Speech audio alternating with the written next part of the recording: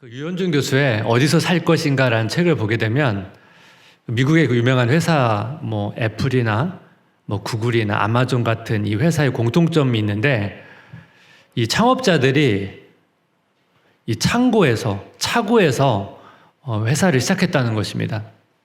이 차고라는 것은 보통 이렇게 천장이 되게 높거든요. 이 연구 결과에 의하면 이 천장이 되게 높을 때 창의성이 더 많이 나온다는 것입니다. 수지 이번 교도 창고에서 시작을 했거든요. 제가 신앙 교육에 있어서 이 논리랑 상상력 두 가지가 되게 중요하다고 말씀을 드렸는데 저희 교회 자녀들이 이런 정말 창의적인 생각, 이 상상력이 정말 많기를 제가 간절히 소망하고 또 그렇게 기도하고 있습니다. 뭐 아이들뿐만 아니라 뭐 청자년도 마찬가지죠. 뭐 직장 생활이나 가정에서나 교회에서나 이 창의적인 생각은 되게 중요합니다. 우리가 말씀을 묵상할 때도 그 본문을 가지고 이 상상력이 많을 때 이 묵상이 되게 풍성해지거든요. 그만큼 이 창의적인 생각은 이 사실 말씀을 읽고 기도하는데도 되게 중요한 한 요소이기도 합니다.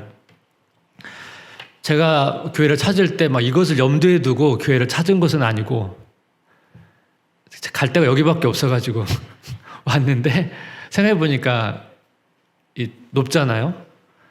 예, 교육관 2층도 높고 교육관 1층까지 좀 천장이 높았으면 더 좋았을 텐데 하여튼 뭐 계획하고 이걸 생각하고 온 건 아닌데 생각해보니까 이 높다는 것은 그만큼 교회로서는 저도 되게 감사한 일인 것 같습니다. 우리가 어디서 사느냐가 되게 중요하거든요. 왜냐하면 사는 그 환경에 우리는 영향을 받기 때문에 그렇습니다. 사도 바울이 오늘 본문에서 어디서 사는지의 관점에 따라서 이 빌립보 성도들에게 권면을 하고 있습니다.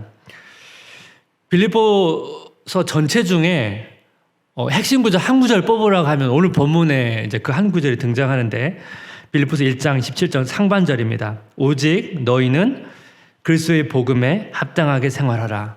이 구절이 전체 핵심 구절 하나를 뽑으라면 제가 이 구절을 뽑겠습니다. 사실 빌립보서에 이 표현 말고 많이 등장하는 표현이 있습니다. 주 안에서 기뻐하라. 굉장히 반복적으로 등장하긴 하거든요. 근데 이 두 구절을 비교해 보면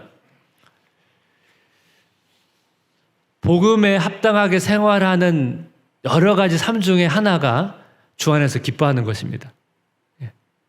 그러니까 복음에 합당한 삶이 더 큰 주제고 주 안에서 기뻐하는 것은 그 중에 하나의 소주제라고 생각하면 될 것 같습니다. 그래서 제가 이 하나를 뽑으라면 이 구절을 뽑는 것입니다. 근데 이 그리스도의 복음에 합당하게 생활하라 이 구절 안에서 두 가지 중요한 표현이 있거든요. 첫 번째는 이제 합당하게라는 표현이 있고 두 번째는 이제 생활하라는 단어인데 이 첫 번째 합당하게라는 표현은 이런 표현입니다. 그리스도의 복음이 가지고 있는 그 가치만큼 생활하라는 것입니다. 그리스도의 복음이 가는 이 가치는 얼마나 큽니까? 돈으로 환산할 수 없는 그 가치거든요. 그거에 걸맞게 생활하라는 말씀이 오늘 본문의 내용입니다. 그리스도의 복음이 보여주는 그 방식대로 너희가 살아라 이런 말씀이거든요. 그다음 두 번째는 뭐냐면 이 생활하라라는 이 단어인데 이 단어는 어떤 의미를 가지고 있냐면 로마 제국이 이제 그리스 제국을 이제 지배하게 됐고 제가 전에 한번 말씀드렸던 것처럼 로마 사람들을 이 빌립보 이 지역에 이주를 시켰습니다. 근데 여러분 뭐 누가 가려고 하겠습니까? 그래서 로마 시민권을 줬거든요. 그래서 이 빌립보 사람들이 로마의 시민권을 가지고 있었기 때문에 얼마나 자부심이 있었겠습니까? 이 편이 그런 단어입니다. 로마의 시민답게 생활하라는 거죠. 이게 그 단어거든요. 사도 바울이 이 단어를 가지고 와가지고 지금 어떤 맥락으로 말하고 있는 거냐면 비교를 하는 것입니다. 로마 시민과 하나님의 나라의 시민 이 두 가지를 비교하면서 얘기하고 있거든요. 그래서 빌립보 3장 20절 말씀을 우리 한번 같이 읽어볼까요? 그러나 우리의 시민권은 하늘에 있는지라 거기로부터 구원하는 자 곧 주 예수 그리스도를 기다리노니. 우리 시민권은 하늘에 있다.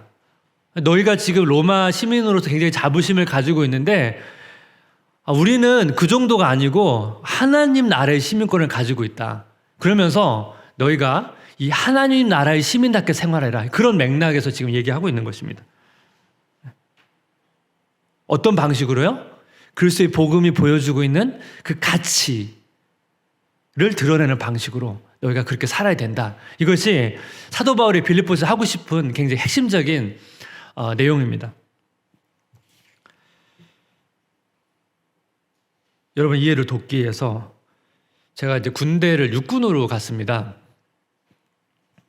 제가 간 부대가 이거는 제가 가고 싶어서 간 게 아니고 논산 훈련소에서 막 배치를 해가지고 제가 할 수 없이 그 부대에 갔는데, 그 부대를 가보니까 제가 간 부대가 육군 중에서 제일 군인 수가 제일 많고요.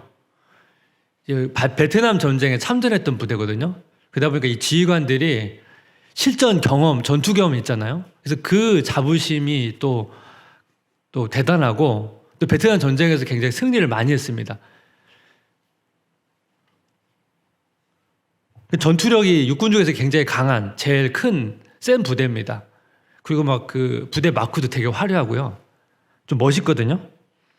그래서 군사 훈련하면 주일에도 그 말씀 드렸는데, 워게임이라고 가상 전쟁을 하면 이제 다른 지역의 부대랑 같이 이렇게 가상 전쟁을 하면, 이게 사실인지 모르겠지만 저희 부대 한 번도 진 적이 없다는 것입니다. 질 수도 있고 이길 수도 있잖아요. 그러니까 우리 부대가 진다는 거는 상상할 수 없는 거예요. 되게 수치스러운 일이에요. 그래서 그걸 얼마나 이 자부심을 가지고 있는지, 그래서 그런 정신교육을 얼마나 많이 하는지, 우리한테 이제 그 정도의 자부심을 가지고 그런 부대의 위상만큼 군생활을 하라고 이렇게 굉장히 많이 강조를 했습니다. 그때 이제 제 안에 두 가지 마음이 있었는데, 하나는 하여튼 그런 부대일수록 훈련도 받고 되게 힘들거든요. 그래서 그거 하나 이제 고민이 있었고, 또 하나는 제가 그 간 내무반이 크리스찬도 별로 없는 데다가 이 선임이 군종병인데 구타를 많이 해가지고 이 기독교인에 대한 인식이 너무 안 좋았습니다. 제가 막 갔을 때가 그분이 막 이제 제대했을 때였거든요. 저는 그 상황을 잘 몰랐는데 나중에 이제 물어보니까 그런 상황이었어요.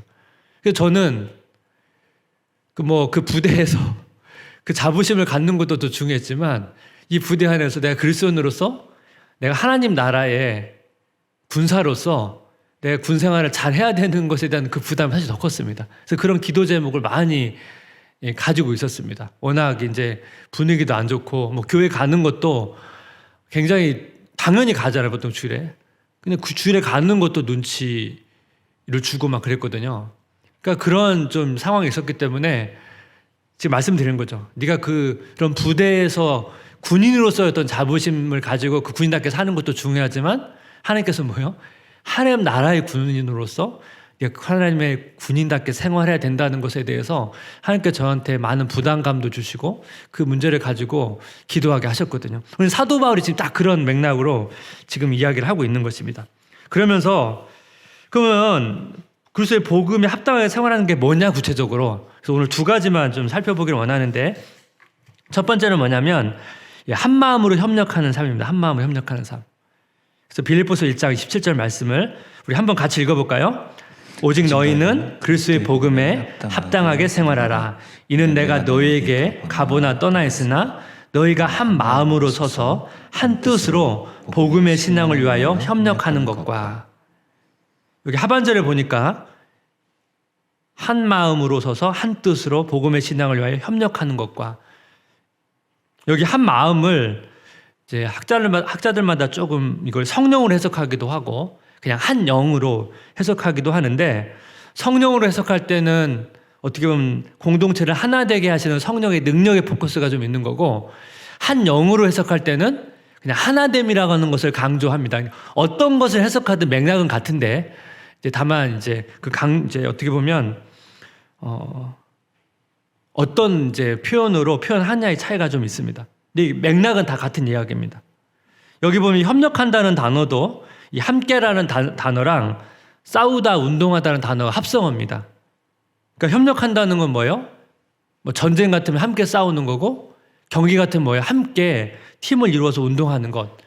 어떻게 보면 팀워크를 이루어가는 것, 이것을 표현하는 단어거든요. 그러니까 복음을 위해서 하나됨으로 함께 싸우고 함께 경계하는 것, 이 맥락을 지금 사도 바울이 강조를 하고 있습니다. 제가 이제 함께 싸운다는 단어를 생각하면서 생각난 영화가 있는데, 영화 300이라고 제가 사진을 제가 이제 부탁을 드렸거든요. 그 그리스 연합 그 군대와 이제 페르시아 군대가 이제 대결을 하는데, 이 페르시아 군대가 이 그리스 연합군보다 한 몇십 배였거든요.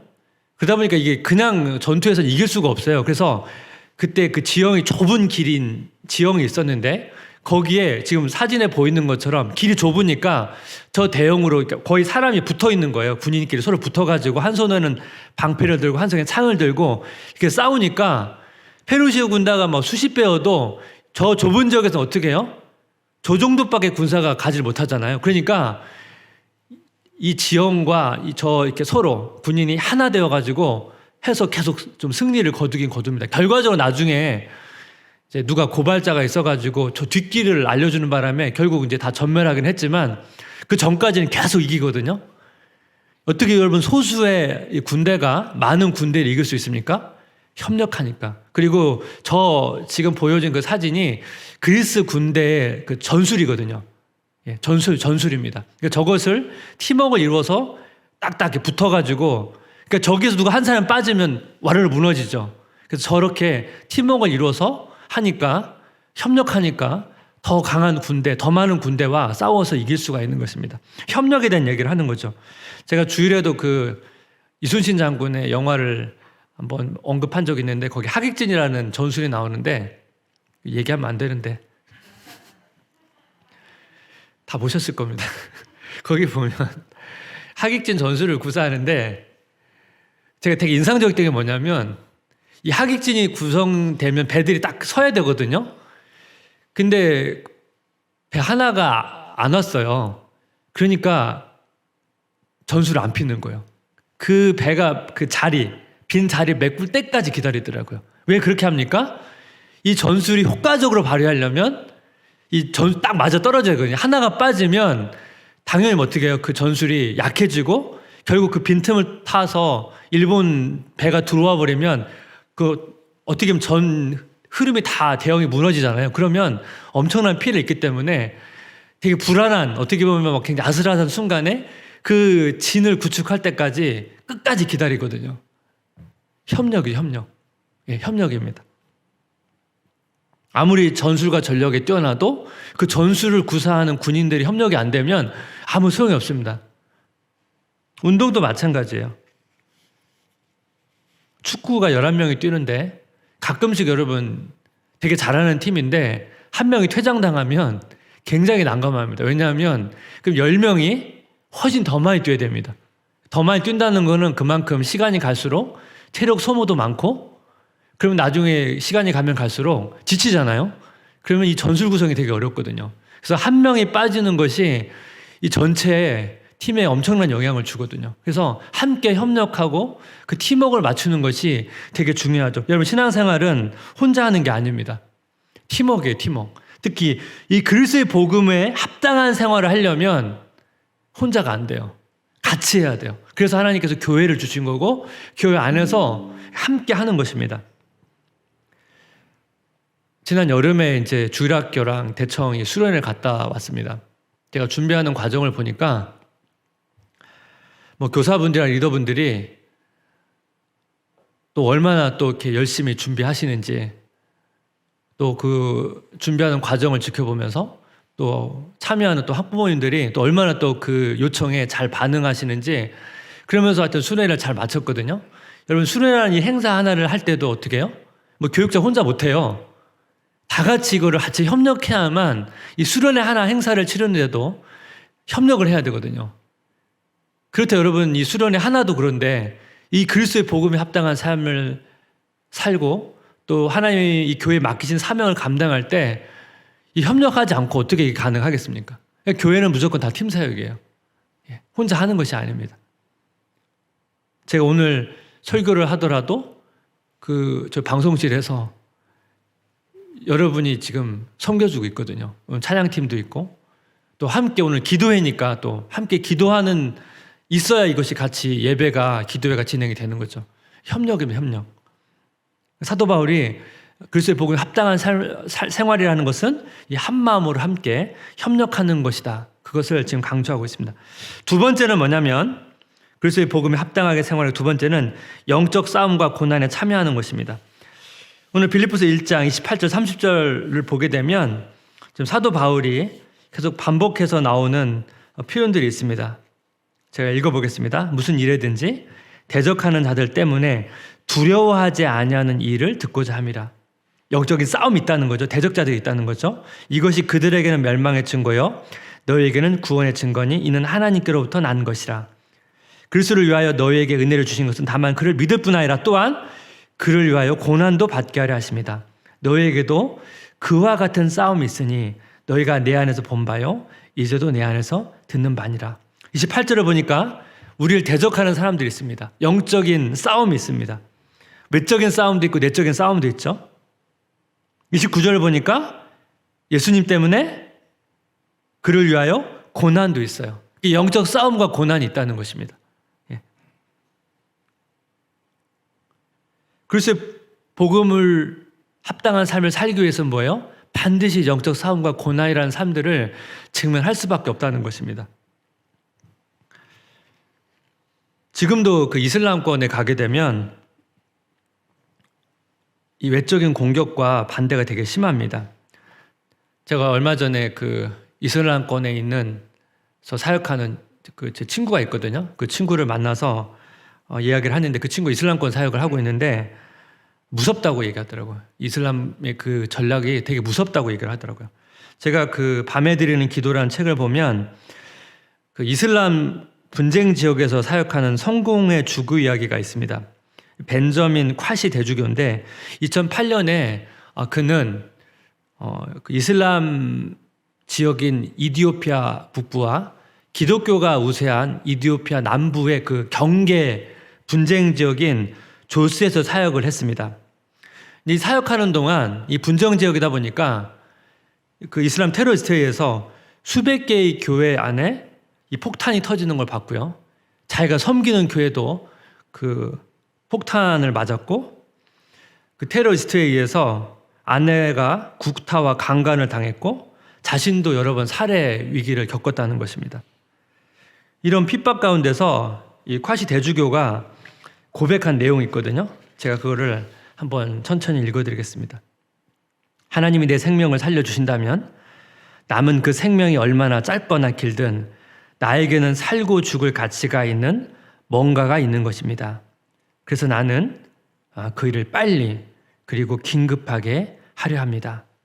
내가 앞으로 올 세대에게 전해주고자 하는 것은 바로 그런 종류의 신앙입니다. 이 세상은 우리의 집이 아닙니다. 우리는 이곳에서 나그네입니다. 우리는 해야 할 일이 있습니다. 그러니 어서 가서 그 일을 합시다. 이 대주교의 결연한 의지가 보이죠. 자신이 언제 죽을지 모르지만 하나님께 나에게 주신 그 사명을 위해서 자기는 해야 할 일을 하겠다는 것이죠. 같이 그 일을 하자고 호소하는 내용이 있습니다. 우리가 이런 종류의 박해는 아니라 할지라도 우리 각자 자기 삶 가운데 다 자기 나름의 영적인 싸움과 삶의 도전이 있습니다. 고난이 있죠. 저도 신앙생활 초반에 가정 안에서 굉장한 반대에 많이 부딪혔는데 특히 저희 집안 자체에 믿는 사람이 거의 없다 보니까 영적인 싸움이 되게 심했습니다. 의지할 사람도 별로 없고 그리스도인들의 삶 속에서 이런 영적인 싸움과 고난이 있다는 것이죠. 그래서 이런 영적 싸움과 고난이 내게 있다는 것은 내가 그리스도인이구나 라고 여러분 생각하시면 됩니다. 이게 당연한 것이죠. 당연한 거. 저는 뭐 영적인 싸움이나 도전이 없는데요. 아주 특별한 경우입니다. 아주 특별한 경우이거나 지금 전쟁이 났는데 전쟁인 줄 잘 모르거나 대부분 다 영적인 싸움이 있습니다. 그리고 보이지 않아서 그렇지 사탄과 악한 영들이 우리를 향해서 매일매일 공격하고 우리를 넘어뜨려 하고 있다는 것이죠. 제가 이 말씀을 묵상하다가 30절 말씀에 되게 위로를 받았습니다. 여기 한번 같이 읽어볼까요? 빌립보서 1장 30절 너희에게도 그와 같은 싸움이 있으니 너희가 내 안에서 본 바요 이제도 내 안에서 듣는 바니라. 너희에게도 그와 같은 싸움이 있으니 너희에게도. 지금 이 말이 무슨 말씀입니까? 사도 바울이 복음을 전하면서 얼마나 많은 영적인 싸움과 고난이 있었습니까? 너희에게도. 내가 겪었던 많은 영적 싸움과 고난이 너희에게도 있다는 거예요. 근데 이 말을 여러분 잘 묵상해 보면 사도 바울이 직면한 영적 싸움과 그 고난과 빌립보 성도들이 직면한 영적 싸움과 고난이 여러분 솔직히 같은 레벨인가요? 그렇진 않거든요. 지금 사도 바울은 지금 복음을 전하다가 지금 감옥에 잡혀 있고 사실은 이 차이가 엄청 나거든요. 이런 비유가 적절한지는 잘 모르겠는데 자녀가 학교 갔다 와서 학교 생활 너무 힘들어서 못 다니겠다고 그렇게 말할 때 부모님께서 참 너도 참 힘들구나 이렇게 말을 했다고 해요. 여러분 부모님이 가지고 있는 어떤 삶의 무게감과 자녀가 그 나이에 맞는 무게감은 사실 다르잖아요. 다르지만 긍휼한 마음으로 네가 참 너도 힘들구나 이렇게 말할 수 있잖아요. 하지만 그 말은 사실 똑같은 레벨의 힘듦은 아니잖아요. 지금 바울이 빌립보 성도들이 처한 영적 싸움과 고난을 마치 자기가 당한 영적 싸움과 고난처럼 그들을 공감해주고 위로해주고 있다는 것입니다. 이 말씀이 저한테 참 위로가 됐습니다. 이게 사도 바울의 마음일 뿐만 아니라 예수님의 마음이에요. 예수님을 따르는 삶에서 영적 싸움과 고난이 있거든요. 그 예수님이 우리를 향해서 그것을 예수님이 당한 영적 싸움과 고난처럼 우리를 그렇게 봐주신다는 거예요. 예수님이 당한 싸움과 고난과 우리가 당한 싸움과 고난은 질적인 차이가 있어요. 사실 차원이 달라요. 레벨이 다른 싸움이지만 우리 그렇게 여겨주신다는 것입니다. 복음에 합당한 생활을 하는 자들에게 주시는 하나님의 위로고 격려죠. 말씀을 좀 마무리하려고 합니다. 우리가 이 하나님의 나라의 시민으로서 그 부르심을 받았죠. 그게 합당한 삶을 살아야 되는데 이 삶을 살려다 보니까 영적인 싸움과 도전이 있습니다. 근데 이것을 위해서 어떻게 해요? 서로 하나 한 마음으로 협력해야 된다는 것입니다. 그렇게 될 때 예수님께서 네가 나와 같이 십자가의 고난에 동참한 자라고 우리를 향해서 위로해 주실 것입니다. 우리가 그 위로와 힘을 얻고 이 땅에서 주어진 하나님께 맡겨진 각자의 사명과 또 교회에 주신 이 사명들을 감당하시는 성도님 되시기를 주님의 이름으로 기도하고 축복합니다.